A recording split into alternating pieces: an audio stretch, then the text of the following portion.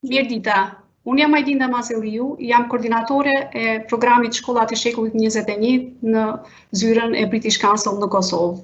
Kam kënaqësinë e veçantë t'ju uroj mirëseardhje në webinarin e parë online për mësues dhe prindër, të organizuar nga programi British Council Shkollat e Shekullit 21, një nga programet më të mëdha në fushën e arsimit në Ballkanin Perëndimor.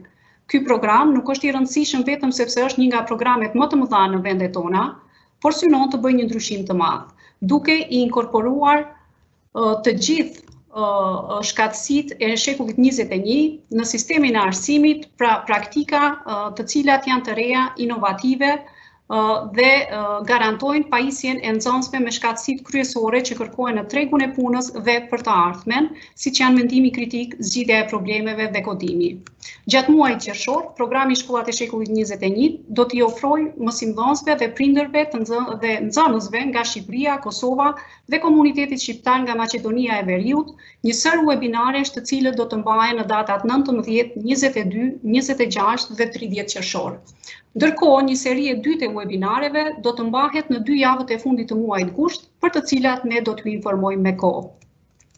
Tema e webinarit të sotëm është mësimdhënia e të menduarit kritik dhe zgjidhjes së problemeve në klasë dhe ka për qëllim të ndihmojë të gjithë mësimdhënësit me udhëzime se si të përdorin teknikat më të efektshme për mësimin e këtyre aftësive në klasë, veçanërisht tani që shkollat detyrohen të japin udhëzime virtuale gjatë pandemisë COVID-19. Për këtë, me ne sot do të jenë panelistet të cilat do të facilitojnë tematikën Elona Mehmeti dhe Irida Sina. Doktoresh Elona Mehmeti është koordinatore në zyrën e cilësisë dhe standardeve në Universitetin Barleti dhe pedagoge me kohë të plotë në Departamentin e Edukimit dhe Formimit Profesional në Universitetin Barleti. Ndërsa panelistja tjetër, Irida Sina, është drejtore e metodologjisë dhe teknologjisë në të mësuarit në Agjencinë për Sigurimin e Cilësisë në sektorin e edukimit parauniversitar. Ajo ka një diplomë master në Fakultetin e Shkencave të Edukimit në Universitetin e Freiburg në Zvicër. Gjithashtu, ajo ka një bachelor në Fakultetin e Shkencave të Edukimit dhe Social Research Applied Sciences nga Universiteti Freiburg në Zvicër. Ftojmë me njëherë doktor Elona Mehmeti, e cila do të bëjë dhe prezantimin e parë rreth kësaj teme. Elona? Faleminderit Majlinda, përshëndetje të gjithëve, është një kënaqësi që jemi sërish së bashku, pavarësisht se në kushte pak më ndryshe, por ne do të mundohemi që gjatë gjithë kësaj kohe të jemi prezent me mësues sidomos, por dhe me prindër, me nxënës të cilët duan të mësojnë më shumë për projektin që ka bërë British Council, por gjithashtu edhe disa procese të cilat ata mund t'i përdorin në klasë, siç janë mësuesit të menduarit kritik, se si mund ta përdorin të menduarit kritik për zgjidhjen problemore dhe aktualisht si mund të përdoren, që do të flasim më tej Irida, si mund të përdoret teknologjia, pra duke qenë online dhe si ne mund të iniciojmë të menduarit kritik. Gjatë këtij trajnimi të shkurtër që ne do të bëjmë së bashku, ne do të njihemi me njohuritë praktike të menduarit kritik dhe zgjidhjes problemore, do t'japim shembuj praktik për zhvillimin e menduarit kritik dhe zgjidhjes problemore dhe ju do të keni mundësi dhe më vonë si mësues apo si prindër që ta downloadoni këtë, ta ndiqni sigurisht sepse regjistrohet, por dhe të downloadoni materialet që neve kemi vendosur këtu, linqet që kemi vendosur, të cilat mund t'ju shërbejnë në procesin tuaj mësimor. Dhe do të prezantohemi në fund me mediat e mësimdhënies online, cilat mund të përdorin mësuesit, si mundet ato të kombinohen me mendimin kritik, dhe do të prezantojmë disa video të shkurtra, disa minutshe të vogla, të cilat flasin pikërisht për përdorimin e platformave të ndryshme, të cilat mund të përfshihen në proceset e të menduarit kritik. Tani, Sigurisht mund të kemi mes nesh, sepse auditorin e kemi shumë heterogjen, me sa kam dëgjuar edhe nga Klarina, por edhe nga Majlinda, mund të kemi mes nesh edhe mësues të cilët e kanë marrë trajnimin le të themi që ka organizuar për 2 vjetësh British Council, Shkollat e Shekullit 21.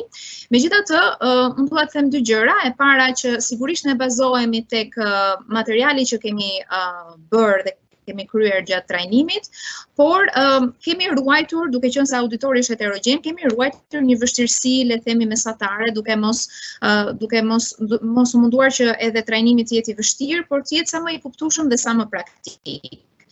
Shkurtimisht, në fillim doja të prezantoja disa nga aftësitë kryesore, të cilat janë si aftësitë në fakt që janë përfshirë edhe në kurrikulat e arsimit parauniversitar dhe lidhen sigurisht edhe me kompetencat që marrin nxënësit, është së pari qytetaria, krijimtaria dhe imagjinata, të cilat stimulohen nga mendimi kritik, të gjitha së bashku, mendimi kritik dhe zgjidhja e problemore, leadershipi, studenti dhe zhvillimi personal, bashkëpunimi dhe komunikimi, njohuritë digjitale, dhe do të shikojmë sot se si do t'i lidhim me mendimin kritik, dhe është shtuar një nga le të themi elementët kryesor të puzzle-it, po sigurisht edhe elementi i përditshmërisë tonë si në procesin mësimdhënës, por edhe në jetën tonë sociale, është shtruar sipërmarrja sociale. Çfarë është mendimi kritik? Sepse flitet shumë, sidomos javët e fundit këtu në Shqipëri, i kemi dëgjuar shumë çfarë nënkupton mendimin kritik. Ideja ka qenë është kaq e vjetër sa vetë historia e njerëzimit. Është një ide e cila ka lindur qoftë me Sokratin, ju besoj duhet ta dini edhe le të themi atë shprehjen e Sokratit që unë di një gjë që nuk di asgjë. Dhe këtu nisi fillesa e të menduarit kritik, metodat sokratike me cilën unë do flas pak më vonë, është një nga metodat më të përdorura në lashtësi. Pra mendimi kritik ka kohë që ekziston, ka shekuj që ekziston, është një proces i cili nuk ka lindur në shekullin 20 dhe 21, sigurisht, por ai vjen ndryshe sot. Sigurisht vjen me informacione të tjera, vjen me procese të reja, të cilat ne lehtësisht mund t'i përdorim në klasë. Një nga le të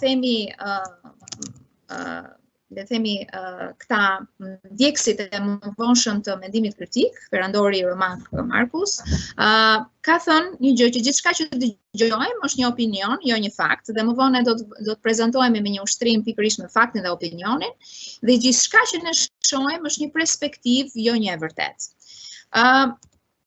Të tjerë autor, të tjerë mendimtar, ne kemi shumë, disa prej tyre ju e njihni sigurisht Albert Einsteinin, Bernard Russell, Martin Luther King, të cilët zbuluan, le të themi dhe inicuan mendimin kritik dhe sollën një revolucion, jo vetëm në shkencë, por në jetën politike dhe në jetën shoqërore.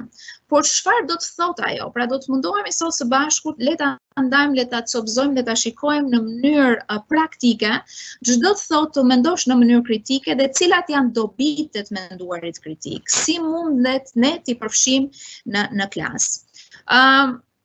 Një nga mënyrat dhe një nga elementët e cilat sjell mendimi kritik është sigurisht ngacmimi i kuriozitetit.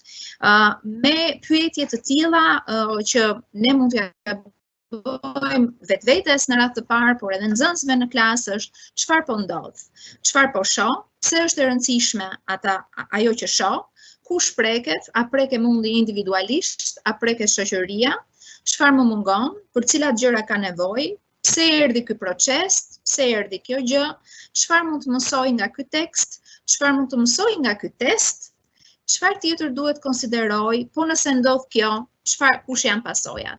Pra, shkurtimisht nga këto pyetje të cilat ne do t'i shikojmë pak më vonë edhe të krahasuara tek niveli i pyetjeve, formojnë ato që quhet mendimtarët kritik. Pra, mendimtarët kritik nuk janë njerëzit e qetë. Mendimtarët kritik janë njerëzit e angazhuar, janë ata që gjatë gjithë kohës nuk janë rehat me veten e tyre dhe mundohen të pyesin. Është si puna e një fëmije të vogël që pasi mëson të artikulojë, që në moshën 2 vjeçare, nis dhe pyet, çfarë është, çfarë sjell, çfarë është kjo, pse ndodhi kjo gjë, e kështu me radhë.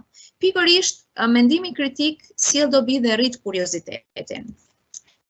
Rritja e kreativitetit. Sigurisht një nga të mirat dhe avantazhet e mendimit kritik është të rrisi kreativitetin.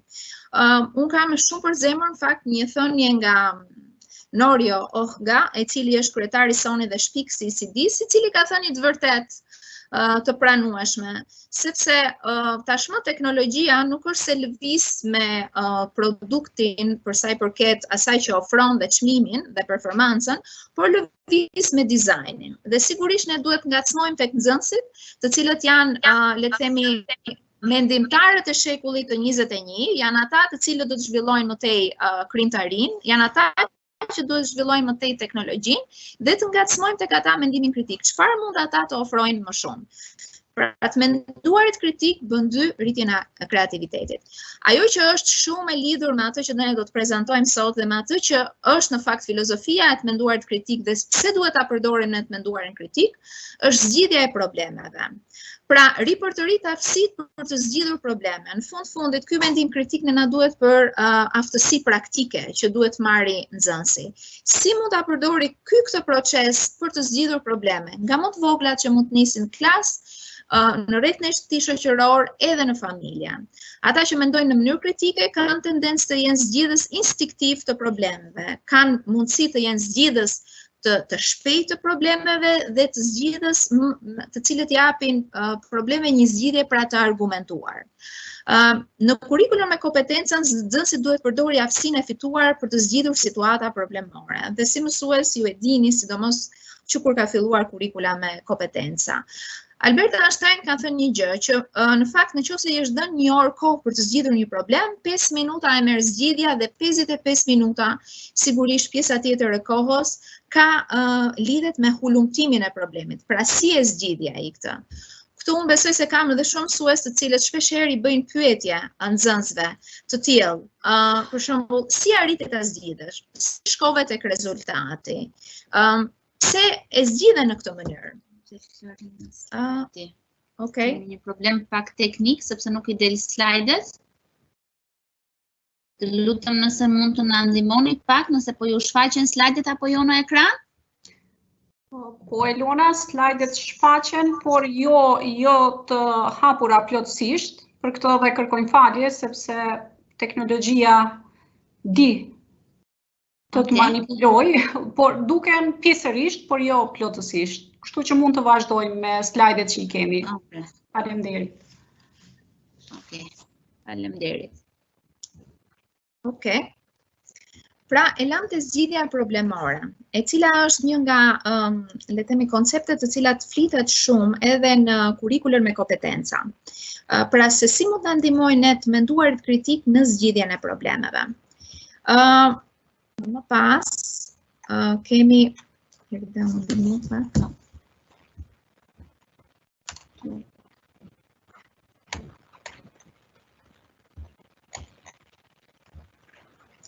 jo, jam pak më poshtë. Dhe këtu janë. Si na ndihmon ne të menduarit kritik për të njohur dhe për të, le të themi, patur aftësi kognitive. Sigurisht të menduarit kritik prodhon ato që ne i quajmë shkatësinë e arsyetimit, pra na arsyetojmë më shpejt dhe më mirë. Të menduarit kritik nxit të menduarit analitik, pra analizojmë, ne ndajmë në pjesë një koncept, ne ndajmë një pjesë një përmbajtje. Aftësi vlerësuese, ne kemi mundësi të vlerësojmë dhe të kategorizojmë kush nga proceset është më i mirë, kush nga personazhet është më i mirë, për shembull e sjell në një situatë në klasë. Sigurisht na ndihmon të menduarit logjik, që të mendojmë logjikisht, mos të bëjmë gabime logjike, disa mund të jenë përgjithësime, disa mund të jenë gabime logjike që ne i bëjmë si pasojë e induksionit apo deduksionit, të cilat janë procese logjike. Shkatësi organizative dhe planifikuese, pra të menduarit kritik na bën planifikues më të mirë, jo vetëm brenda klasës, por edhe jashtë ambienteve të saj, rrit aftësinë tonë gjuhësore dhe më vonë do t'ju tregojmë disa procedura se si ne mundet nëpërmjet menduarit kritik të rritit aftësinë dhe fjalorin gjuhësor të nxënësit.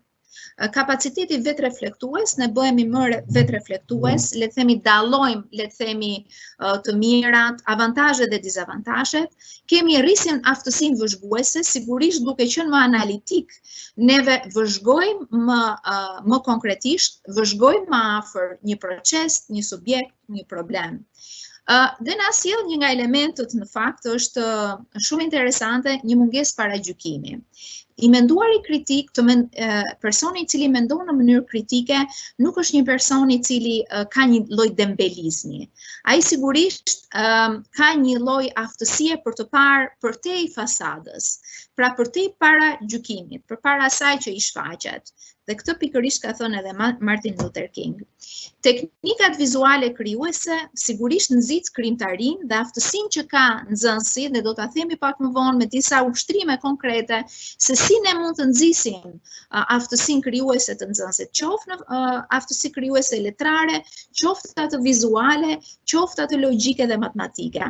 Nxit aftësitë të pyeturit. Me anë të pyetjeve, ne mund të nxisim aftësitë që individit dhe nxënësi në klasë, por edhe fëmia në shtëpi, të mund të zhvillojë aftësi për të pyetur dhe për të vazhduar pyetjen, për të shkuar tek e vërteta, për të shkuar tek një proces I kuptueshëm, siç është për shembull metoda sokratike.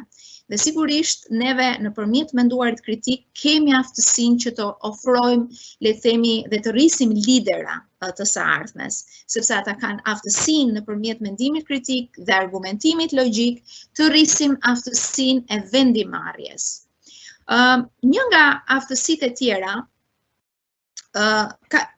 të menduarit kritik, më falni, kalon nëpër disa procese. Së pari, ajo që është shumë e rëndësishme dhe do ta ndajmë këtu me ju në formë e aktiviteteve që ne kemi organizuar gjatë këtyre 2 vjetëve, është një qëndrim, domethënë, kush janë disa aftësitë për të menduar në mënyrë kritike, cilat janë 3 nga elementët.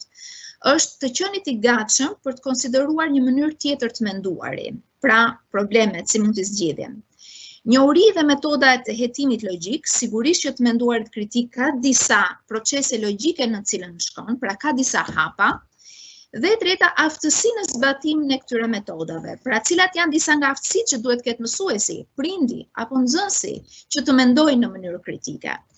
Një nga elementët që ne duam të ndajmë shumë me ju është eksperienca që kemi pasur gjatë këtyre 2 vjetëve me projektin e British Council. Pra, një nga aftësitë e para është të qenit pozitiv dhe të qenit të gatshëm, të qenit aty për fëmijët. Këto janë disa nga fotot që ju mund të shihni në ekran të aktivitetit që ne kemi bërë me fëmijët, që duke filluar që nga klasat e fillores, më pas duke kaluar deri në klasat më të larta. Ju shikoni për shembull atë që do të flasim më vonë Rida, që është loja e 6 kapet, apo puzzle, apo harta e mendimit, që keni disa nga fotot që janë këtu, apo pema e problemit.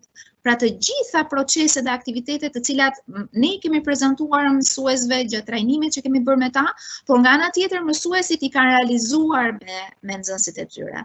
Këtu pra ju shikoni nxënës të cilët janë vënë në rolin e kapeleve. Kush ka marrë kapelin e verdhë, të zezë, të kuqe, blu dhe të gjelbër. Cilat janë, ne prezantuam shkurtimisht do të thotë mendimi kritik. Por cilat janë disa nga proceset e mendimit kritik. Pra konkretisht, si mund ne ta fillojmë mendimin kritik në klasë? Cilat mund të jenë disa nga proceset që ne mund të bëjmë në klasë? Një nga proceset e para që ne në fakt e kemi përdorur edhe gjatë trajnimit mësuesve gjatë këtyre 2 vjetëve në të gjitha shkollat e Shqipërisë, është fakti dhe opinioni. Pra ne nëpërmjet ushtrimeve, ne mund t'i prezantojmë fëmijëve të bëjnë dallimin ndërmjet faktit dhe opinionit. Cilat janë disa cilësitë e faktit? Kush janë disa nga cilësitë e opinionit? Një nga ushtrimet që unë jap dhe kam shumë për zemër në fakt, sepse mendojmë që e dim të gjithë, ndase këtu nuk do të kemi të mundur të kemi interaktivitet, pra që edhe ju të përgjigjeni, por është një ushtrim që unë doja rekomandoja ta përmendi edhe në klasat tuaja, ose edhe në shtëpi me fëmijët tuaj, është një pyetje që shpesh e bëjmë. Është një pyetje nga matematika, nga aritmetika, në fakt është 1 + 1 = 2 është një fakt, është një opinion, apo është një element tjetër. Dhe në fakt, ajo që ne kemi marrë përgjigje nga kur e kemi hedhur këtë pyetje në auditor, është që është një fakt. Dhe pyetja e radhës ka qenë, okay, po si e dini që është një fakt? Atëherë mësuesët kanë dhënë një, le të themi, një shpjegim. Po ja, marrim një laps dhe një laps tjetër dhe ne kemi dy lapsa. Dhe përgjigjja që ka ardhur ka thënë dikush më shoh 5. Pra çfarë është 1 + 1 = 2? Është një fakt? Është një fakt që na vjen nga matematika? Është një opinion që e kanë besuar disa apo është diçka tjetër? Pra, kur ne vëmë në dyshim fakte të tilla, le të themi ne kemi më shumë nxisim, le të themi, të menduarin kritik. Dhe në fakt, mësuesët kanë thënë që kjo është një fakt se ne kështu na kanë thënë, kështu na kanë mësuar librat. Po në fakt, për të dhënë një përgjigje, barazimi 1 + 1 = 2 është një marrëveshje që ne na ka ardhur nga shumë shekuj më parë, mbi të cilën është ngritur, le të themi, e gjithë aritmetika, gjeometria, matematika dhe të gjitha shkencat që vijojnë. Pra njerëzit shekuj më parë kanë rënë dakord që do ta nisin nga diçka, do ta nisin nga një themel, që 1 + 1 = 2, dhe mbi të kanë ngritur të gjithë shkencën e aritmetikës, e matematikës e kështu me radhë. Të tilla ushtrime ka shumë. Një nga këto mund të përdoret për shembull fakti që largësia midis dy bankave, largësia midis dy njerëzve shprehet ndryshe në Europë, që shprehet me metër, dhe shprehet ndryshe në Shtetet e Bashkuara, që shprehet me fut, ose pesha. E njëjta filozofi, pra shprehet ndryshe në Europë me kilogram dhe apo me gram dhe shprehet ndryshe në Shtetet e Bashkuara të Amerikës. Pra disa të dhëna që ne marrim sot na vinë si fakte, në fakt kanë qenë marrëveshje të njerëzimit, mbi të cilët u ngritën të gjitha shkencat. Të tilla ushtrime ne mund të kemi plot për t'i ngacmuar të menduarin kritik nxënësit në klasë dhe për thënë që jo çdo gjë mund të merret si e mirëqen. Pra disa që ne I mendojmë sot janë opinione dhe sigurisht shumë që përdorin janë fakte, por faktet janë të vërtetuara. Një element tjetër që përdoret në mendimin kritik, një proces shumë I rëndësishëm, është pyetjet me nivele të ndryshme. Dhe ne do të kemi në slajdin e mëvonshëm, në fakt, që janë pyetjet për të nxënit më të thellë. Janë pyetjet me 6 nivele, që fillojnë nga pyetjet më të thjeshta, që na japin përgjigje të pyetjeve ku, kur, kush dhe çfarë, që vinë më avash me pyetje më të katit të dytë, le të themi, se është tamam si kjo shtëpia që juve ju prezantohet. Pra në katin e parë kemi një mbledhje të informacionit, kemi pyetjet nivelit parë, në cilat ne mbledhim informacion, që për subjektin, mbledhim informacion për problemin, për problematikën, për procesin, ne përshkruajmë, ne identifikojmë, ne listojmë, ne emërojmë. Në pyetjet e nivelit të dytë, ku vjen kati I dytë I shtëpisë, kemi përpunimin e informacionit, ku ne krahasojmë informacione, I klasifikojmë, I dallojmë, themi të veçantat dhe të përbashkëtat. Dhe në pyetjet e nivelit të tretë, që janë pyetjet e nivelit më të lartë, ku ne kemi çatin e shtëpisë, ne kemi një vlerësim, pra nuk mjafton vetëm që të krahasojmë dhe të themi informacion, por ne gjykojmë, pra këtu ne fusim vetveten, sigurisht e futur mbi një bazë që na I kanë dhënë pyetjet e nivelit të parë dhe pyetjet e nivelit të dytë. Ju së mësues mund të jeni prezantuar, sidomos në testet, dhe kur duhet jenë pyetjet e nivelit të parë, të dytë dhe të tretë, që pyetjet e nivelit të tretë sigurisht vinë më vonë në një test, në çdo test në cilën do lloj disipline, qoftë në testin e gjuhës, në testin e matematikës, në testin e letërsisë e kimisë. Pra kur kërkohet një vlerësim, një përgjithësim, një imagjinim I studentit, një imagjinat, I studentit, për pyetjet të cilat dhe informacion që është dhënë në nivelin e parë dhe nivelin e dytë. Ju do të keni mundësi këto të shikoni dhe pyetjet janë të rënditura për ju, ku thuhet pyetje për të nxënit më të thellë, ku pra fillojmë që nga baza dhe deri më lart, ku në pyetjet e më lartme neve kemi pyetje të cilat nxisin kreativitetin. Pra si mund të zhvillohet, çfarë risish mund të sjellë ky proces, çfarë të rejash mund të sjellë ky proces.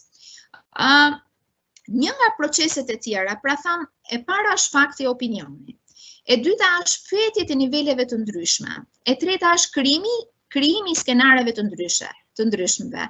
Pra situata problemore do të merret Irida më shumë me këtë, por cilat janë disa, le themi, skenar që ju mund të krijoni në klasë. Një shembull mund të jetë që ju jepni një histori dhe i kërkoni nxënësit apo dhe fëmijës në shtëpi që t'japi një alternativë të vetëm, pra një mbyllje të historisë, se si mund ai ta mbylli një histori. Pra e zëm se një grup ekskursionistësh janë në një ekskursion diku në malin e Dajtit dhe tregohet ngjarja, e zëm në orën e gjuhës apo në orën e letërsisë. Cilat mund të jenë alternativat e mbylljes së kësaj historie? Si vijon më pas historia?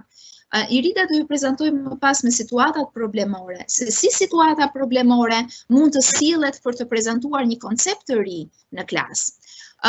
Një nga elementet e tjerë të mendimit kritik është krahaso dhe tregon ndryshimin. Pra, këtë ne mund ta përdorim në të gjitha disiplinat, në gjuhë, ku ne mund të krahasojmë dy tekste për treguar ndryshimin e kohëve, një element mund të jetë për treguar ndryshimin e vetave, për shembull në gjuhë, flas për klasat më të ulta, por mund të jetë edhe në letërsi, ku ne tregojmë dy tekste, ku një tekst është me një gjuhë formale dhe një tekst është një tekst letrar. Pra krahasojmë dhe tregojmë ndryshimin ndërmjet teksteve. Kjo metodë mund të përdoret në të gjitha lëndët, mund të përdoret në matematik, ashtu siç e përdori Einsteini, ku një zgjidhje është një variant i zgjidhjes, është njëra nga metodat dhe nga ana tjetër një variant i zgjidhjes është një metodë tjetër. Duke i dhënë nxënësit mundësinë që ai të tregojë se cilat janë ndryshimet ndërmjet zgjidhjes së dy problemeve kryesore. E njëjta gjë mund të bëhet në fizikë. Njëjti element dhe një proces mund të përfshihet edhe në lëndën e kimisë, reaksionet që mund të ndodhin. Pra, krahaso dhe tregon ndryshimin ka shumë përdorime në të gjitha disiplinat. Një nga disiplinat të cilat në fakt përdoret shumë dhe unë këtu kam vënë linqet, ju mund t'i tregoni, le të themi, mund t'i shikoni vetë në mënyrë individuale. Linku i parë, që është nga YouTube, është një link i cili tregon në 5 minuta se çfarë mund të bëj mësuesi në klasë duke përdorur metodën sokratike, cilat janë disa nga pyetjet që ai mund të përdori. Linku i dytë tregon edhe në formë humoristike në fakt se si mund të përdoret sot të menduarit sokratik, se si ne mund të tërheqim vëmendjen e nxënësit nëpërmjet metodës sokratike. Metoda sokratike, që është e vërteta është një metodë e cila është përdorur në lashtësi, është një metodë që sot në fakt në sistemin arsimor gjen vend në klasat e mëlartme, flas nga pas klasës së 6 deri në klasën e 9, përdoret në të gjitha disiplinat dhe ideja është për të përdorur filozofinë e Sokratit, pra metodën e Sokratit, i cili takonte një qytetar të polisit në rrugë dhe pyeste atë për gjëra le të themi të jetës së përditshme. Për shembull, a besonte ai në Zot? Apo si shkon tek e vërteta? A ekziston shpirti përtej vdekjes së trupit, të fizikut? Pra, mund të fillohet me pyetje nga më të thjeshtat deri tek pyetje nga më të ndërlikuarat. Një pyetje mund të ishte për shembull, në histori, kur Shqipëria u bë e pavarur në 1912, do ishte një përgjigje e thjeshtë. Pyetja e radhës mund të ishte që mund të ngacmonte të menduarin kritik tek fëmijët, cilat ishin kushtet që e sollën pavarësinë e Shqipërisë, pikërisht në 1912, jo më përpara. Kjo është një pyetje, një shkallë vështirësie më të lartë. Këtë metodë përdorte Sokrati, prandaj ka marrë emër metoda sokratike dhe në linqet që ju kemi vënë, ju mund ta shikoni konkretisht se si përdoret nga mësuesit në klasë.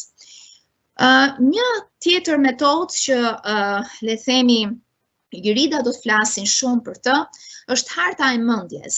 Si mund ta përfshinë hartën e mendjes ose mind mapping dhe do të prezantoj edhe një video të shkurtër se si juve nga kompjuteri juaj personal apo edhe në klasë mund të përdorni mind mapping. Si mund ta lidhni atë me një koncept të caktuar. Dhe e dyta sigurisht që do të flasë edhe Irida, disa nga ju e keni hasur edhe në trajnimet që mund të keni bërë, sepse është një koncept I vjetër, që është pema e problemit. Pra si mund të përdoret pema e problemit në klasë? Në disa nga fotot që neve shpërndam në aktivitetet që kemi organizuar, pema e problemit është gjërësisht e përdorur.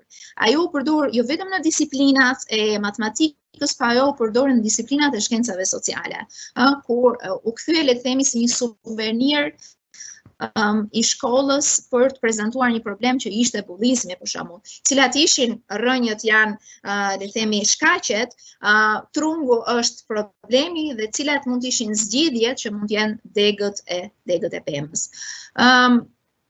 Ky ishte shkurtimisht prezantimi im. Më pas do të vazhdoj Irida konkretisht me disa nga këto procese të menduarit kritik, të cilat do t'ju sjelli nëpërmjet videove dhe nëpërmjet ushtrimeve dhe nëpërmjet prezantimit të platformave se si ju mund t'i përdorni nga kompjuteri juaj dhe si mund të ngacmojmë të menduarit kritik edhe nëpërmjet të mësimit online. Faleminderit për meje dhe do të vazhdojmë me Iridën. Përshëndetje, Majlinda nuk të dëgjojmë? Majlinda?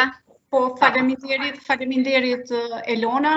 Unë rikujtoj edhe njëherë që doktoresh Elona Mehmeti ka një përvojë të gjatë në fushën e mësimdhënies në nivelin universitar, që nga viti 2006, dhe ka një përvojë po aq të gjatë në fushën e artimit kurikulave, vlerësimit të brendshëm dhe kërkimit shkencor në fushën e arsimit dhe aftësimit në edukim.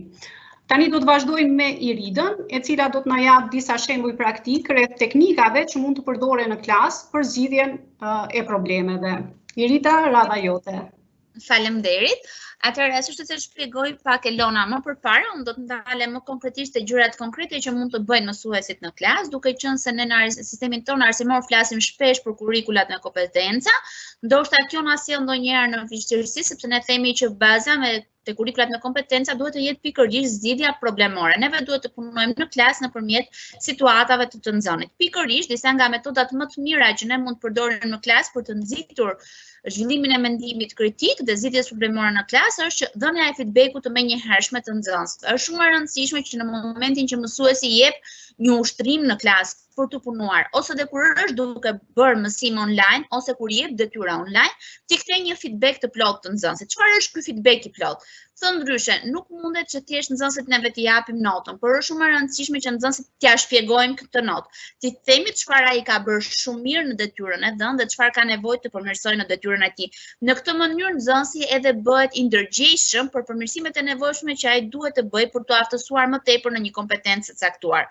Është shumë e rëndësishme të nxitin të punuarin në çift dhe në grupe në klasat tona, sepse nxënësit me kurrikulën e re ata mësojnë edhe nga njëri tjetri, mësojnë edhe në kontekstin ku ata rriten dhe prandaj neve themi është shumë e rëndësishme që neve të lidhim problemat që japin në klasë edhe me jetën e përditshme. Studia e mendimit unë nuk do të ndalem parësi është një teknik shumë e vjetër që përdoret tashmë, por do të ndalem më tepër tek mind mapping. Nga ndryshon pikërisht studia e mendimit nga mind mapping, sepse studia e mendimit nëse I mbledh të gjitha informacionet në një vend të vetme, mind mapping na ndihmon ta organizojmë informacionin nëpërmjet një lidhje logjike. Dhe gjithashtu, duke përdorur mendimin kritik në klasë, neve e bëjmë nxënësit të jetë përgjegjës për të nxënin, të kuptojë çfarë është ai duke nxënë, si mund t'i përdorë këto aftësi për të zgjidhur probleme. Disa nga aftësitë kryesore që do të zhvillonte mendimi kritik në klasë, kam dhënë pikërisht një foto për ta lidhur pak me situatën konkrete, një pjesë e madhe e mësuesve është dashur të bëjnë mësim online. Të bëjnë mësim nga kompjuteri dhe nxënësit të lëshojnë kompjuterin. Çfarë ndryshon kjo në të përditshmen tonë? Nëse në klasë mësuesi ka mundësinë që nxënësve t'u japin një informacion dhe t'i lërë të punojnë në grupe, në mësimin online do duhet që mësuesi ta japi informacionin dhe t'u japi atyre mundësinë ku ata mund të krijojnë forume, ku megjithse janë online, nxënësit sërish mund të komunikojnë me njëri tjetrin, por edhe mësuesin e tyre. Gjithashtu, kur jemi online, duke reflektuar në mënyrë kritike mbi përvojat e nxënësve, është shumë e rëndësishme që mësuesi të japi ide konkrete, të niset nga eksperiencat individuale të fëmijëve, në mënyrë që të kërkojë atyre për të dhënë zgjidhje konkrete. Kuptuar ndryshme, ne u gjendëm përballë një situate shumë të siç ishte Covidi në vendin tonë, në Kosovë dhe në rajon, dhe do të ishte shumë e rëndësishme që t'u thonim nxënësve dhe kur neve bënim mësime online, kush janë përjetimet e tyre? Çfarë mendojnë ata? si mund ta lidhnim neve për shembull njohurit në biologji me mirëqenien e nxënësit kur flasim për një imunitet të shëndetshëm. Nëse do të ishim tek lënga e qytetarisë, si mund ta lidhnim ne mirëqenien e nxënësit kur është vetëm po prapë të gjejë një hapësirë ku mund të komunikojë dhe të ndihet mirë me veten e tij. Dhe duke marrë vendime frydëse që ne vërtet jemi në shtëpi, por mund të bëjmë diçka të mirë. Kur bëjmë mësim online, ka disa specifika. Do të ndalem te kjo për dy arsye shumë të rëndësishme. Disa nga mësuesit u gjendën përballë mësimit online për herë të parë dhe u ngrihetën shumë pyetje. Kush janë platformat që duhet të përdor unë për të qenë efektiv në mësimdhënien online? Çfarë është më e mirë? Ku nxënësit më ndjekin më mirë? Dhe jo gjithmonë teknologjia ecën ashtu siç duam ne. Dhe ne e pam rastin sot. Bëm prova që slajdet të na shfaqeshin të plota dhe në përfundimi është që slajdet nuk na shfaqen të plota. Teknologjia ndodh të ketë dhe këto gjëra, por nuk është problem nëse neve dim t'i dalim përballë dhe t'i themi, "Okej, neve nuk e lam webinarin për gjysmë, por tham do ta vazhdojmë dhe do të japim komoditetit secilit mësues ta ketë prezantimin ton." Gjithashtu, mësuesi kur bën mësim online duhet të ketë disa kritere shumë specifike.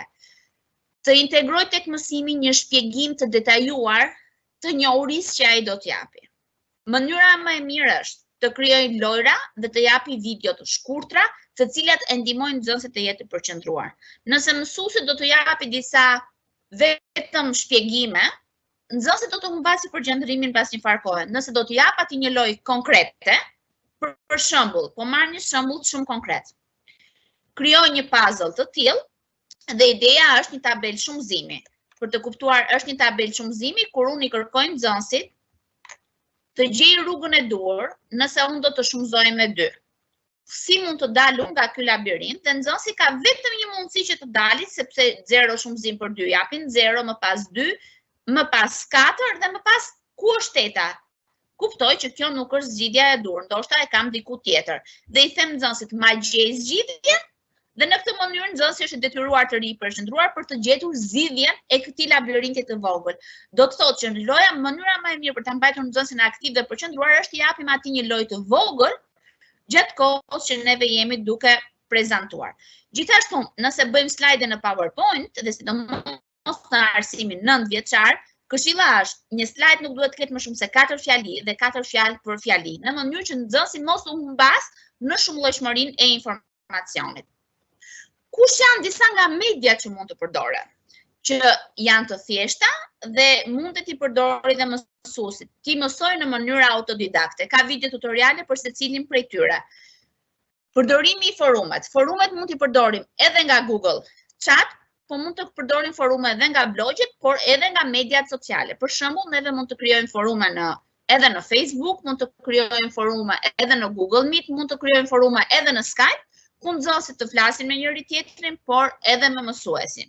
Skype është një mënyrë, pse nuk kam vënë Google Meet apo një platformë tjetër, Skype ka një komoditet shumë të madh, pasi ndihmon që të mësuesit të japin një shumëllojshmëri dokumentash pa humbur cilësinë e tyre dhe gjithashtu të ketë një lidhje të drejtë për drejtë, duke dhënë siguri për nxënësit, pasi nuk mund të tjetërsohet URL-ja e nxënësit. Kjo është një nga arsyet pse neve themi që është mirë që nëse takimet janë me grupe të vogla nxënësit, ato të bëhen nëpërmjet Skype-it. Pinterest duket ndonjëherë si një adresë ku shpeshherë futemi për të parë receta kuzhine, për të parë veshje, për të parë modele flokësh, ndërkohë është një web jashtëmase I mirë, nëse do të futemi tek rubrika education që kemi në Pinterest, e cila është organizuar dhe sipas cikleve dhe sipas lëndëve. Aty mund të gjejmë materiale, të shkëmbejmë materiale me njerëz të njëjtës fushë dhe materialet janë në gjuhë të ndryshme. Google Docs, nëse neve kemi një adresë Gmaili, shumë rrallë neve shpeshherë Gmailin e përdorim thjesht për të marrë emaile dhe për të dërguar emaile. Ndërkohë Google Docsi në të djathën e tij ka atë që e quajnë Google Drive, I cili na ofron mundësira pafund për të edituar dokumenta në të njëjtën kohë së bashku. Na ofron mundësi për të bërë share dokumenta që janë në Excel. Na jep mundësi për të folur me njëri tjetrin, për të krijuar agjenda të përbashkëta apo për të përdorur wikis nëse duam të flasim në grup me njëri tjetrin.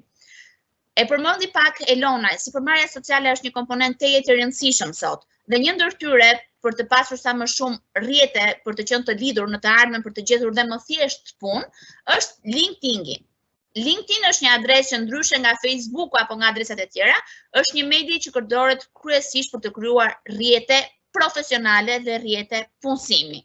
Ndërkohë, edhe YouTube, i cili na ndihmon për të krijuar dhe kurse, për të hapur kanale individuale dhe për të bërë prezantimin qoftë të mësuesve me njëri tjetrin apo qoftë prezantimin e studentëve për detyra të caktuara.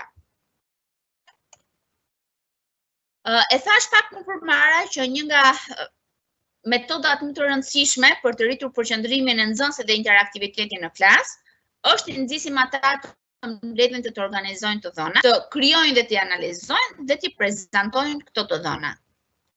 Ka shumë mënyra për ta bërë këtë gjë. E para, nëse dua të nxis mendimin kritik dhe që të kemi impakt tek zgjidhja problemore, është shumë e rëndësishme që mësuesit të japin në klasë problema me hapa. Nëse do të shikojmë pak provimin e maturës, që hapi shumë debate sot, ishin realisht ajo çka kërkohet, që nxënësit të përdorin aftësitë të menduarit kritik, të jetë krijues dhe të japi zgjidhje problemit, që është aftësia më e lartë. Ndërkohë që të ndodhin këto procese në klasë, është shumë e rëndësishme që problema të vërë në lëvizje njohuritë dhe aftësitë. Nëse do të jap një nxënësi një problem, po jap një shembull shumë të konkret, nëse do të ishte në lëndën e matematikës dhe janë akoma në ciklet e ulta dhe nxënësve kam dëshirë të mësojmë mbledhjet, zbritjet, por si dhe bashkësitë, atëherë kush do të ishte një problem me hapa? Një problem me hapa do të ishte nëse unë në klasë do të krijoja një panajir për shit blerjen e frutave dhe zarzavate, secilit grup t'i jepja një shumë të caktuar lekësh, t'i vendosja çmime secilit frut dhe secilit zarzavat, tu kërkoja më pas nxënësve që me lekët që kanë të më blenin 1 kile moll, 1 kile darë, 1 kile kumbulla dhe t'i thoja në fund të ditës sa lek shpenzoi, sa lek i tepruan dhe si e bëri ai organizimin.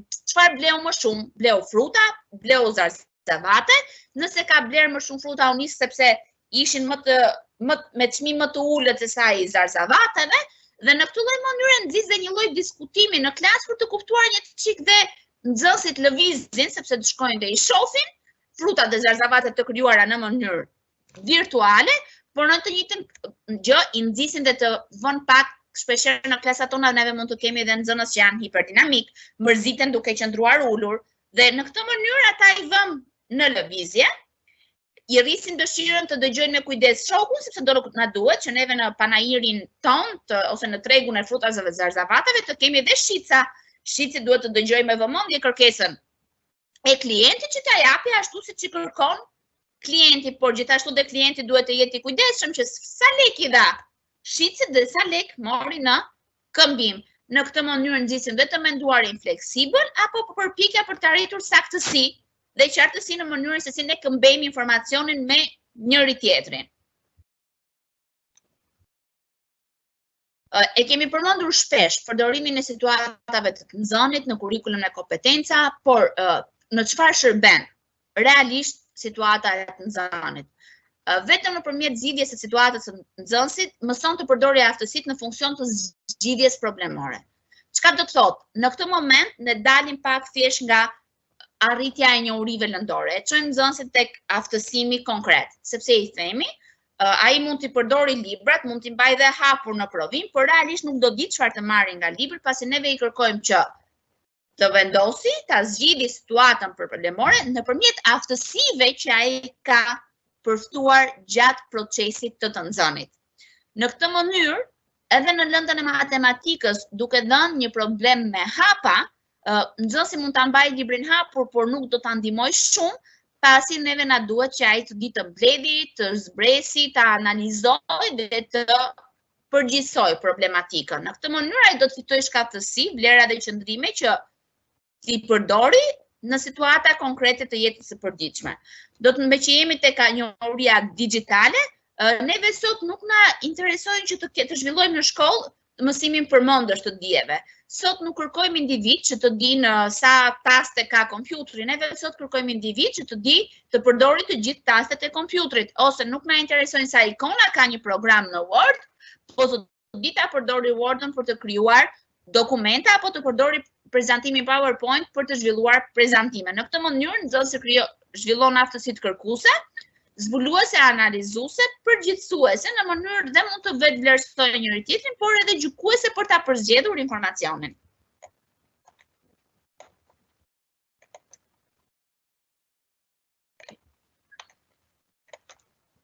Kjo është se si duket harta e mendjes, mind map.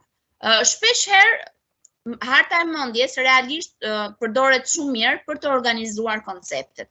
Është shumë e këshillueshme që t'ia mësojmë nxënësve sa më herët se si një nxënës mundet për shembull në fund të kapitullit në një lëndë të caktuar të themi përmbledhë informacionin e një kapitulli në një faqe të vetme. Shembull konkret, nëse në dokumentit të madh do t'i thonim në çfarë prezanton uji për ju. Si do e shohim ujin në organizëm, ujin në natyrë, ujin në industri. Dhe të specifikoj se çfarë ndodh për secilin nga këto procese. Do ju tregoj një aplikacion të shkurtër online që mësuesit mund ta përdorin shumë kollaj, është pa pagesë, ai është mindview.com, mindview online. Është për ata që duan ta shkarkojnë në kompjuterin e tyre PC, ndërkohë që ekzistojnë MindView dhe për ata që kanë kompjuter Mac dhe jo thjesht që punojnë me Windows. Atëherë, do ju tregoj një video shumë të shkurtër, vetëm 1 minutë për t'ju shpjeguar pak se si funksionon ky si aplikacion që mund ta shkarkoni në kompjuter, gjithashtu mund ta shkarkoni edhe në telefon, që hartën e mendjes ta krijoni në mënyrë elektronike dhe nxënësit të shërbejë si aftësi që i shërben për gjatë gjithë jetës që të organizojë informacionin në mënyrë të ngushtë, të nxjerrë vetëm informacionet parësore, se shpeshherë na ndodh që nxënësit kur lexojnë humbasin tek informacionet që janë dytësore apo informacionet e vogla dhe harrojnë dhe shkëputen pak nga ai që konsiderohet informacion parësor. Do të ndal vetëm 1 minutë prezantimin në PowerPoint që të hap një video të shkurtër për t'ja u treguar ju. Shpresoj të më funksionoj. Jam online, dëgjohem? Po, Irida, po, dëgjohesh edhe je online. Okej, me sa kuptoj nuk po më funksionon. A do të jetë pjesë e që mund të ngarkojmë në webfaqen e British Council? Po, neve do t'i vendosim të gjitha linqet edhe prezantimin PowerPoint në faqen e British Council që të gjithë mësuesit të kenë mundësi të aksesojnë të gjithë prezantimin që neve kemi prezantuar sot. Unë do të tregoj vetëm një video që zgjat vetëm 1 minutë.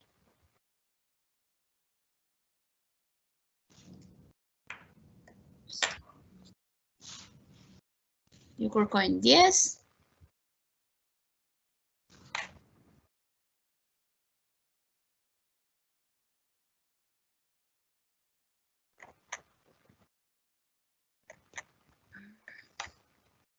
Okej. Është pothuajse e pamundur ta aksesoj.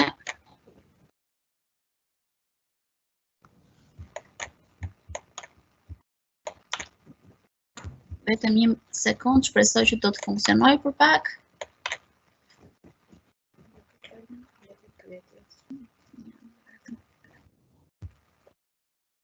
Okej, besoj nga që ka një numër të madh të pranishmesh, është pak e pamundur që neve ta aksesojmë, domethënë ngarkohet programi dhe nuk na i lejon që ta hapi.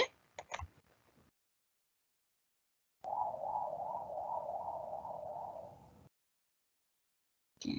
Nuk e lejon hapjen. Nuk e di, po arrini ta shikoni, shfaqet tashmë? Jo, Irida, nuk shfaqet. Nuk shfaqet. Okej, atëherë do ju nis të gjithëve linkun në mënyrë që ju të keni mundësi të shikoni video tutorialin se si funksionon mind view online në mënyrë që hartat konceptuale, hartat e mendjes, neve t'i krijojmë online.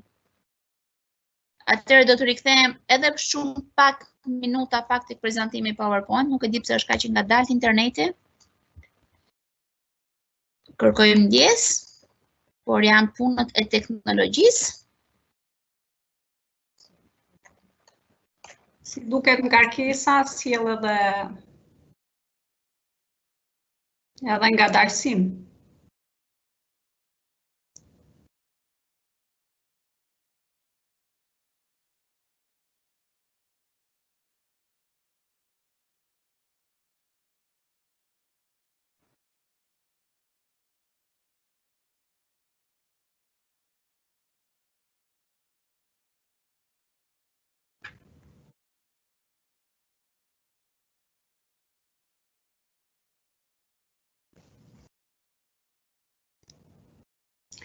Momentalisht, webinari është duke u ndjekur nga 520 ndjekës dhe kjo tregon një interesim të madh dhe ne ju falenderojmë për interesimin dhe kontributin. Mirë po, teknologjia, si duket, nuk është e gatshme të suportojë një numër të madh të ndjekësve të webinarit. Fatkeqësisht nuk pari më të bëja share PowerPoint, megjithatë lajmi i mirë është që ishim gati në fund të prezantimit. Tani kemi një faqe i rida.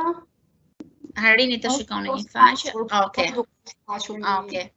Atëherë, pikërisht e mira është që neve nuk arritëm të hapim video ndoshta nga që ka një numër të madh prezent, megjithatë neve në slajdin që do t'ju nisim gjithë secilit, kemi vënë pikërisht të gjithë hapat se si funksionon platforma MindView online për të krijuar hartat e mendjes në mënyrë elektronike. E mira e kësaj platforme është sepse ka të njëjtat komanda që ka dhe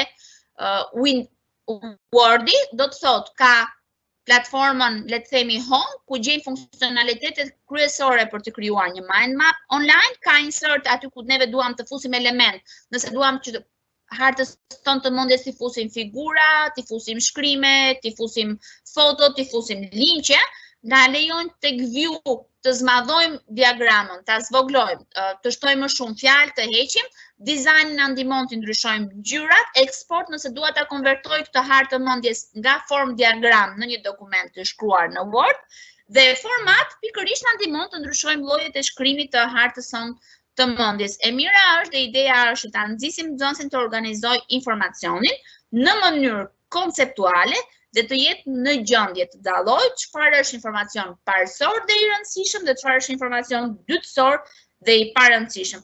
Harta e mendjes në foto që neve treguam pak më përpara është përdorur në disa lëndë, në cikle të ndryshme, dhe po ta shikoni, e kemi hartën e mendjes në foton dhe në slajdin që unë po tregoj, e cila është përdorur në lëndën e gjuhës dhe në letërsi, ku mësuesja ka ndarë llojet e përemrave, në mënyrë që informacioni të jetë organizuar i gjithë në të njëjtën faqe. Dhe teknika e fundit që unë do të ndalem vetëm një minutë sepse mendoj që pjesa më e madhe e mësuesve tashmë e kanë dëgjuar, është pema e problemit. Ideja e pemës së problemit si të funksionon, do ta shpjegoj me një shembull shumë konkret. Nëse kemi tematikën ose problemin e duhanit, drograve nëpër shkolla, ideja do të ishte të kërrojnë të vendosim kush janë shkaqet që shtyn të rinjt drejt përdorimit të drograve, të alkoolit, në për shkolla, jashtë saj apo në ambiente të mbyllura. Më pas mund të arrisim nivelin e të menduarit kritik duke i ndarë këto shkaqe. Kush janë shkaqe parësore, kush janë shkaqe dytësore, dhe degët e pemës do të ishin kush janë pasojat. Gjithashtu dhe pasojat mund t'i ndajmë pasojat afat shkurtra dhe afat gjate, dhe t'i themi nxënësve të diskutojnë zgjidhjet e mundshme. Si mundet ne të shërojmë këtë problem të shoqërisë tonë. Dhe për t'i dhënë zgjidhje problemit, nxënësi niset pikërisht duke i ndarë zgjidhjet që duan më shumë kohë për ta zgjidhur problemin dhe zgjidhjet që mund të përdoren në mënyrë imediate për ta zgjidhur problemin. Këto ishin disa nga, le të themi, teknikat kryesore që neve donim të ndani me ju, se si mundet konkretisht ta përdori mendimin kritik dhe zgjidhjen problemore në klasë. E rëndësishme është që nëse ne si mësues do ta nisim orën e mësimit me një situatë problemore, e di që duket pak e vështirë, e thënë kështu, por thjesht nëse do të fillojmë që mos t'u japim nxënësve ushtrime të thjeshta, të cilat kërkojnë përdorimin e menjëhershëm të dijes për t'i dhënë zgjidhje problemit, por të bëjmë një grup, ta kthejmë në një situatë problemore ku nxënësit duhet të përdori disa aftësi për ta zgjidhur problemin. Dhe kështu do të shpëtojmë nga ajo që shpeshherë neve vuajmë në vendin tonë të mësuarit përmendësh. Një dije që fitohet në një kohë të shkurtër dhe harrohet sërish në një kohë të shkurtër. Mendimi kritik dhe zgjidhja problemore na nxit që të fitojmë aftësi që mund t'i përdorim nesër në vend, në punën ku ne do të shkojmë. Dhe sot pikërisht, nëse ne kemi një problem shumë të madh që thuhet që ka vende pune, por sot punëdhënësit duan të kenë individ që u japin zgjidhje problemeve të krijuara në kompani. Nuk ka rëndësi se me çfarë neve kemi mbaruar shkollën, kemi mbaruar 10 ekselent. Ka rëndësi sa të aftë jemi ne të zgjidhim problemet në fushën për të cilën ne kemi mbaruar studimet. Dhe do ta mbyll në fund po prapë me teknologjinë, nëse unë mbaroj shkollën për teknologji, pak e rëndësishme është nëse unë di të gjitha pjesët e televizorit. Më e rëndësishme është të di nëse televizori më ka një problem, unë ta di ta zgjidh. Kjo ishte ajo që doja të ndaja me ju. Faleminderit shumë. Faleminderit shumë Irida. Faleminderit edhe pjesëmarrësve për vëmendjen dhe i kërkojmë falje edhe një herë për disa defekte teknike që janë shfaqur para dhe pas dhe gjatë prezantimit. Prezantimet dhe videot ne do t'i ngarkojmë të gjitha në webfaqen e British Council të Shqipërisë, në webfaqen e British Council të Kosovës dhe webfaqen e British Council të Maqedonisë së Veriut. Prandaj ju mund t'i shkarkoni të gjitha në këto webfaqe. Tani do të vazhdojmë me pyetjet. Kemi marrë disa pyetje nga pjesëmarrësit. Pyetja e parë për Elonën dhe Iridën është se çfarë ndryshimi ka nëse i themi fakt apo marrëveshje për sa i përket jetës. Okej. Në fakt, shembulli që solla ka të bëjë me ngacmimin e të menduarit kritik. Do të thotë që një marrëveshje është një bashkëpunim ku njerëzit janë mbledhur dhe kanë vendosur diçka. Në fakt është një fakt, mund të jetë shkencor, fakt i vërtetuar. Ajo që ka rëndësi është që fëmijët ose nxënësit ta di se kush është dallimi, sepse jo çdo gjë të merret si e mirëqen. Për shembull, Einsteini le të themi rimori teorinë e Newtonit. Deri atëherë ai ishte fakt, ndërkohë që solli një dije të re. Mbase do të kemi një matematik tjetër ku 1 dhe 1 nuk bëjnë 2, po bëjnë 3, bëjnë 5, bëjnë 7. Kjo nuk i dihet. Ideja është se si nëpërmjet një aktiviteti ne të nxisim të menduarin kritik. Do të thotë të thuash që një e vërtet, edhe në qoftë se vjen nga një autoritet, ajo duhet vënë në pikpyetje. Në qoftë se vjen nga një politikan, ajo duhet vënë në pikpyetje. Do të thënë ne vuajmë shumë nga të qenit jo mendimtar kritik, në mënyrë që të analizojmë avantazhet dhe dizavantazhet e një procesi, e një problematike në klasë. Në fakt ajo ishte marrë si shembull, por ngacmon shumë, le të themi, sidomos mësuesët e matematikës, i kanë ngacmuar shumë gjatë trajnimeve tona. Shembuj të tillë ka pafund, pa diskutim. Faleminderit Elona. Pyetja e radhës është si t'i ndajmë të menduarit kritik dhe të mësuarit problemor, të mësuarit kreativ dhe atë krijues. Pra si mund të ndahen? Atëre, duhet të bëjmë një dallim shumë qartë të termave, sepse në gjuhët e huaja dhe në gjuhën shqipe ndonjëherë kemi probleme kur kalojmë në përkthim. Ndërkohë kemi aftësi dhe kompetenca, kemi edhe ato që arrihen nëpërmjet aftësive. Mendimi kritik dhe zgjidhja problemore janë aftësi që nxënësi i përfton gjatë zhvillimit të tij në shkollë. Situata e nxënit jepet në funksion në mënyrë që nxënësi të përdorë aftësitë e tij për t'i dhënë zgjidhje problemit. Ndërkohë, për sa i përket kreativitetit, është ideja do ta jap shembullin me puzzle, ne kemi përdorur dhe na ka funksionuar shumë mirë. Nëse neve do t'u japim nxënësit një puzzle me 4 pjesë, dhe nuk do t'i themi që çfarë përmbajnë këto pjesë, nxënësi do ta ketë shumë të vështirë ta zgjidh puzzle-in, sepse unë nuk i kam dhënë asnjë mundësi, asnjë hap të problemit. Nëse unë do t'ja jap puzzle-in, do t'i them. Puzzle-i quhet i plot kur janë bërë 4 pjesë dhe kur këto 4 pjesë janë bashkuar, krijohet një profesion. Kam këtu një situatë problemore që nxënësi i jep zgjidhjen në momentin që e ka formuar puzzle-in dhe pastaj unë i them, ky profesion, çfarë aftësish duhet të ketë, çfarë shkolle duhet të mbaroj, çfarë të mirash na sjell dhe si kanë ndryshuar profesionet sot, a kemi njësoj profesionin e ekonomistit që ishte para ekzistencës së teknologjive me atë që kërkohet sot, këtu do të nxjis mendimin kritik, se do ta filloj nxënësit ta vët në mendje në punë. Dhe nëse do t'i them nxënësit që ma lidh pak si ti je shef në të ardhmen profesionin e ekonomistit, do ta shtyt tek një hall tjetër, do ta shtyt tek krimtaria, sepse do i nxjis imagjinatën. Ai duhet ta imagjinoj, do filloj të mendoj për të krijuar një profesion të ri të ekonomistit që mund të jetë krejt ndryshe në një shekull më vonë. Faleminderit Irida. Vazhdojmë me pyetjen e radhës. Pyetja e radhës është si mund të ndihmojnë nxënësit të menaxhojnë frikën dhe pasigurinë gjatë të mësuarit online. Për sa i përket pasigurisë online, neve themi një gjë, e thonë neurologët, e thonë dhe shkencëtarët shpesh, që pasiguria na bën të nxëmë më tepër. Në kuptimin, nëse unë marr një informacion dhe vendos atë në pikë pyetje, në këtë mënyrë do të nxëmë më tepër. Tani, pyetja është që si mundet që unë të rris sigurinë gjatë kohës që fëmijët punojnë online? Kjo është pyetja, Majlinda? Pyetja është si mund të ndihmojnë nxënësit të menaxhojnë frikën dhe pasigurinë gjatë të mësuarit online. Okej, kjo është një temë shumë e gjerë, nifet dhe janë bërë studime nga më të shumtat dhe e thash gjatë prezantimit tim e përmenda në 2 momente që kur neve jemi online asnjëherë nuk jemi të sigurt nëse personi që fshihet mbas ekranit është gjithmonë i duhuri.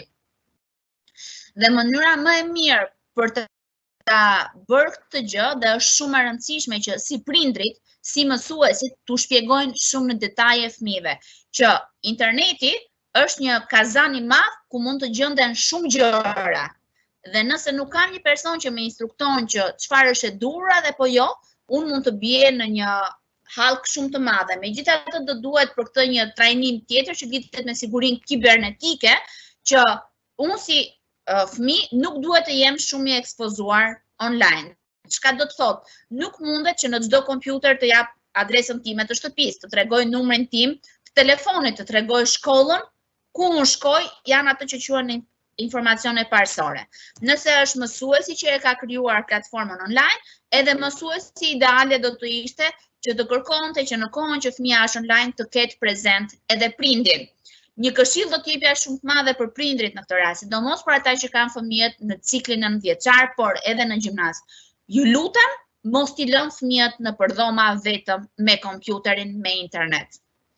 Ti si prind nuk e di kur se çfarë mund të ndodhë kur fëmia është vetëm në dom, ka kompjuterin, ka të lidhur dhe me internetin. Mbaje në një ambient të hapur, ku her pas here unë si prindër kam mundësi ta shoh, t'i hedh një sy ekranit çfarë është duke parë fëmia im.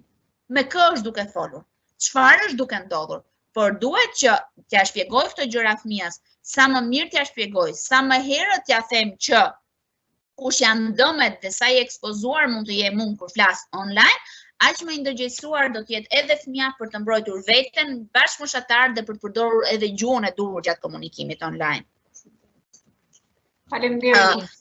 Madje unë do të këshilloja Microsoft Education ka një blog shumë të mirë dhe ka një broshurë shumë të mirë që i përket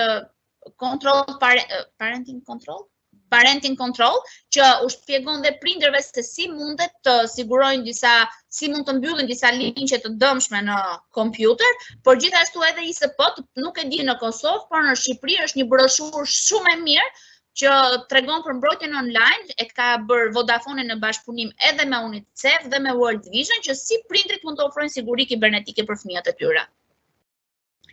Faleminderit Irida, është informacion shumë i rëndësishëm, të cilin duhet ta japim edhe gjatë webinareve me prindër, Mirë po, mësimdhënësit, mësuesit mund ta ndajnë në komunikimin e tyre të përditshëm që kanë me prindërit. Është shumë e rëndësishëm. Po, shumë e rëndësishme, faleminderit për informacionin. Një pyetje radhës është se a mund të përdorim platforma të tilla si Google Classroom apo Edmodo dhe sa efikase janë në arsimin fillor?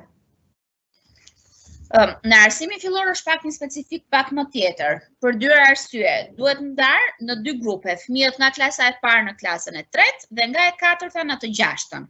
Pse do e ndaja në këtë formë? Në klasën e parë, online do ta bënte fëmijën të mos përqendrohej lehtë dhe të humbiste informacionin parësor. Sepse një fëmijë në klasën e parë, mënyra e përqendrimit që ka para një ekrani shkon 6 deri në 8 minuta.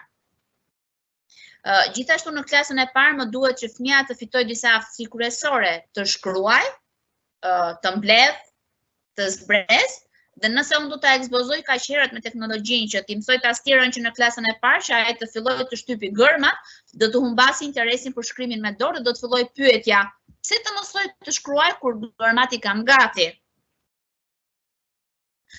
Dhe gjithashtu Google Classroom personalisht to janë pyetje shumë të ndaja që ngrihen, personalisht nuk e shoh shumë të përdorshme për fëmijët nga klasa e parë në klasën e tretë. Dhe këtë e them duke qenë dhe pak në fushën time shkenca e edukimit dhe kam dhënë mësim te kjo grupmosh në Zvicër, nuk e shoh as pak të asimilueshme për fëmijën e klasës parë ta lëmë me laptopin para dhe ai të mund të mësojë. Ndërkohë, mbas klasës së tretë, kur unë jam në klasën e katërt, do të thotë që i kam fituar disa aftësi kryesore dhe jo qëllimisht ne në kurrikulat tona në klasën e katërt e kemi futur lëndën e tikut. Sepse nuk mund ta mbajmë kaq larg nga teknologjia, e kemi futur lëndën e tikut në qëllimin për të thënë që nga teknologjia na vijnë sa të mirat, por kur e përdorim ashtu siç duhet. Dhe ka platforma teknologjike shumë të mira për fëmijët, që janë madje ka në sistemin anglisht ka dy shumë të mira që i kanë krijuar lojra interaktive që fëmijët të mësojnë online mbledhjen, zbritjen, gërmat, numrat, që po do të thotë që nuk përdoret as Edmodo dhe as Classroomi, po përdoret teknologjia, platformat që fëmia vet nxë kur i përdor. Është në interaktivitet. Është në bashkëpunim. Nuk e shef si televizor ku merr informacionin, por e përdor për të nxënë vetë. Faleminderit. Nuk e di nëse isha e qartë mjaftueshëm, por është një mendim shumë individual, pa një këndvështrim i punës që kanë bërë me fëmijët nga klasa e parë në klasën e 6. Mendimet mund të jenë të ndryshme, të shumëllojshme, por është një parim që shpesh bota e gjithë thotë që fëmijët deri në klasën e 6 duhet të jenë shumë pak të ekspozuar ndaj online-it. Faleminderit për të gjitha informatat dhe ndarjen e opinionit tënd. Një pyetje tjetër lidhet me mendimin kritik. Pyetja është, a do të jenë të dhënat që mësohen përmes të menduarit kritik për një kohë më të gjatë në mendjet e nxënësve, apo do të jetë thjesht më e lehtë për mësimdhënësit të kryejnë punën e tyre? Okej, kjo është pyetje shumë interesante. Në fakt, të përdorësh mendimin kritik në klasë është më e vështirë se sa të përdorësh metodologjitë e tjera. Sepse, siç e tha dhe Irida, shpeshherë mësimi mund të fillojë me një situatë problemore. Që mund të fillojë në matematik, mund të fillojë në letërsi, mund të fillojë në të gjitha disiplinat. Pra, kërkon më shumë impenjim nga ana e mësuesit që të përdori teknikat e mendimit kritik, që ishin disa që neve ndam me ju, po janë edhe shumë të tjera. Dhe nga unë kam po bëj 15 vjet që jap mendimin kritik dhe shkrimin akademik, në fakt të lidhur me shkrimin, dhe ajo që dua të them është që nëse ne krijojmë një mendimtar kritik, pra një njerëz që mendon në mënyrë kritike, që shkruan në mënyrë kritike, argumenton në mënyrë kritike, flet në mënyrë kritike, sepse janë të lidhura tre proceset së bashku, ne kemi krijuar një njerëz jashtëzakonisht fort, i cili përballon të gjitha sfidat që do të përballet në shekullin e 21, 22 e kështu me radhë. Pra ideja është që nëse individi dhe nxënësi në këtë rast mendon duke qenë ai aktiv, sepse mendimi kritik të ka si synim që individi të jetë pjesëmarrës, pra nxënësi të jetë pjesëmarrës, jo të mësoj si një le të themi nxënës i cili vetëm përthith informacionin duke mos qenë aktiv. Momentin që është ai aktiv, ai mban mend shumë më tepër, por mos harrojmë që nga pikpamja e mësuesit, mendimi kritik do më shumë prokupim. Do më shumë do që ai të përdori të gjitha teknikat për ta përfshirë tek lënda që do japi, subjekti që do të prezantojë atë ditë. Pra, do më shumë impenjim, është më e vështirë për mësuesin, por shumë e thjeshtë për nxënësin. Faleminderit Elona. Përsëri kemi një pyetje që ndërlidhet me mendimin kritik.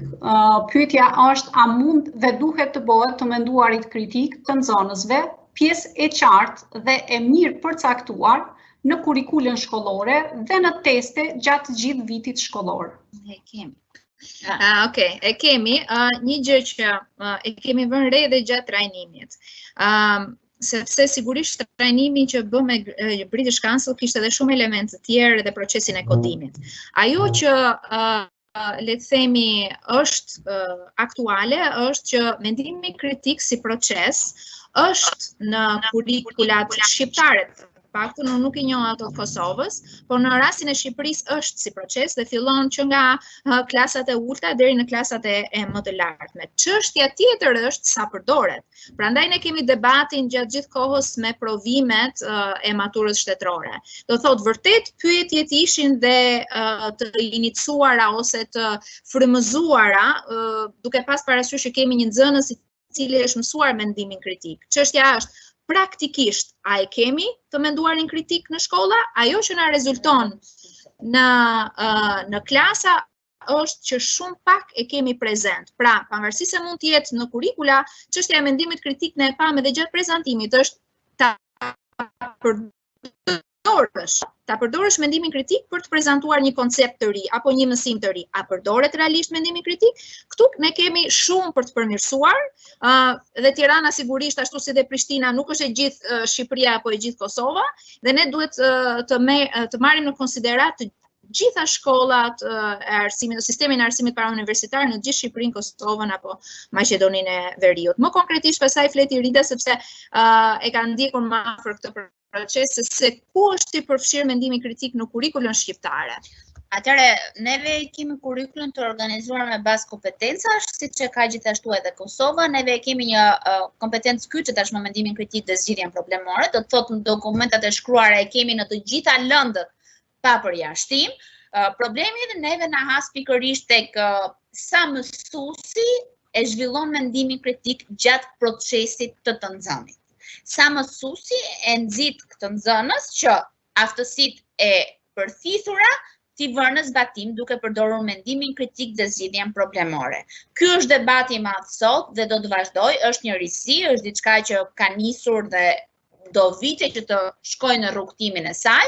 Nëse deri dje mësuesi e kishte shumë kollaj dhe nuk dilte nga metoda tradicionale që mësuesi është mbreti i dijes, ja jep një uri nxënësit, nxënësi e përthith dhe e rijep.